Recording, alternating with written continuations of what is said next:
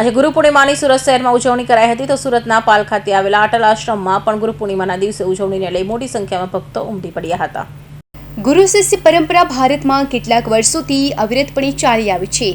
આપણી સંસ્કૃતિમાં સૌથી મહત્વનું પાસું ગુરુ શિષ્ય પરંપરા છે. ત્યારે આજે ગુરુ પૂર્ણિમાના દિવસે લોકો પોતપોતાના ગુરુના સાનિધ્યમાં પૂજા અર્ચના કરે છે.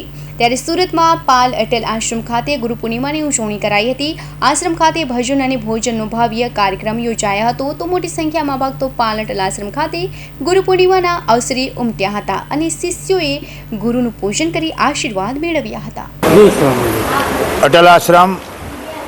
અટલ આશ્રમ સુરત આજ મિત્રો ગુરુ પૂર્ણિમાનો પાવન પ્રસંગ પર દેશવાસીઓને ગુરુ પૂર્ણિમાની ઢેર સારી શુભકામનાઓ.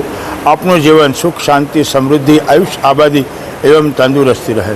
મિત્રો ગુરુ પૂર્ણિમા પર્વ એ વ્યાસ પૂર્ણિમા કહેવામાં આવે. આપણે એક વિદ્યાર્થી બનીને જ્યારે સ્કૂલમાં ભણતા હોઈએ તો એ આપણા આચાર્ય ગુરુ છે.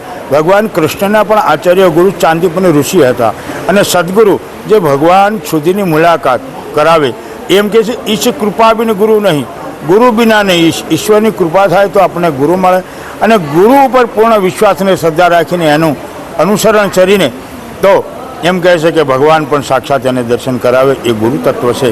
આવો આજે ગુરુ પૂર્ણિમાના પાવન પ્રસંગે અટલ તીર્થ યાત્રાધામ આપનું હાર્દિક સ્વાગત કરે છે. આજ ભોજનની વ્યવસ્થા, સત્સંગ, રાતના સંતવાણી કાર્યક્રમ તેમજ સભી અટલ આશ્રમથી જોડાયેલા દરેક ભાવિક ભક્તોને ગુરુ પૂર્ણિમાની શુભકામનાઓ.